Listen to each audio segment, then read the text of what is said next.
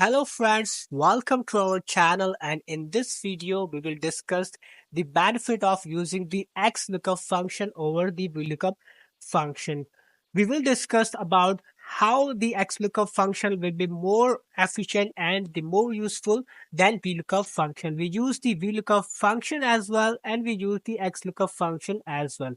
First, the data we have used the VLOOKUP function. I simply need to select the employee ID and we will get the remaining data of the employees while using the VLOOKUP function. In the similar way, we have used the XLOOKUP function as well.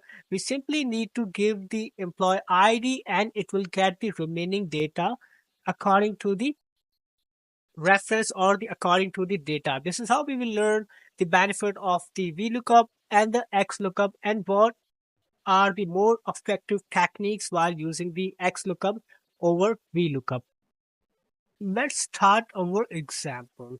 We have the data, or we can say we have the columns in which first we use the VLOOKUP and then we use the XLOOKUP function. The data that we use includes the employer ID column, employee name column, the department of the employee, the hiring date of the employee, and the last one is sample salary, or we can say sample salary. We need to first use the VLOOKUP function. So we select the employee cell in which we want to use. So I use here equals to VLOOKUP, bracket on open. In the lookup cell, we need to give the four instructions. The first one is the search key or the lookup value. So I select the employee ID, comma. It says range or the table array. So we select the whole table array, comma. The third one is the index or the column. So in the table array, our employee is in the second column. So I write here 2, then comma, and the last one 0 for fixed or exact value. But before that, we need to select the whole table array reference and press F4 to make it constant. This is how we have completed the VLOOKUP function. Then we simply need to select the whole cell and drag the cell to the right. Now, if I test our function like 1001 and enter, so you can see here it gives us the employee name, but the department, the hiring date, and the sample salary is not available. So if we look into the data or the formula, so you can see here, we have the referencing issue or the reference cell issue. So how we can make it correct? So first, we go here in the formula and you can see here, our lookup value is not the hiring date, but our lookup value is the employee ID. And if I use the employee ID reference, which is F5, I go here employee, or I go here in this cell and write here H5 and enter. So you can see here it gives me data, but again it gives me the employee name and it is in the second column. So we need to change the column as well. Our sample salary is in the fifth column. So I write here 5. This is how we got the sample salary. In the similar way, we need to make some changes and changes in the lookup value cell and the column. The hiring date is in the fourth column. I write here 4. And again, for the department, I need to change the reference cell and I need to change the department to 3.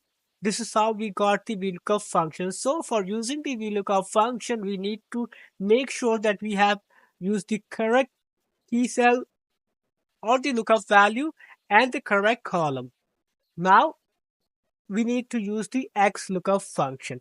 For the XLOOKUP function, again, I select the holes or I select the employee ID cell equals to XLOOKUP, bracket open.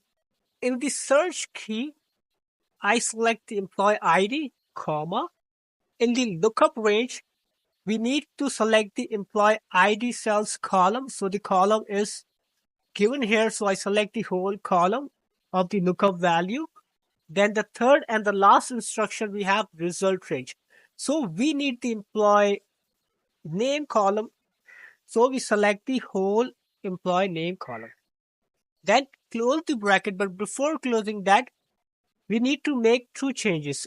First, we make the constant our lookup value or search key.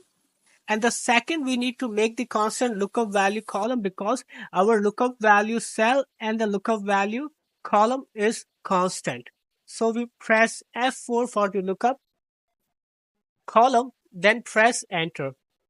Now what we need to do, we need to again select the whole column and shift to the or drag to the right. Now, if I write here 1001, so you can see here, it gives us the same data.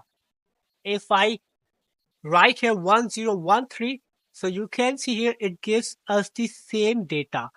This is how we can use the XLOOKUP function and the VLOOKUP function. For the VLOOKUP function, we need to go on the cells or the formula manually and need to change the data or need to change the column and the reference key or lookup value if we drag the formula.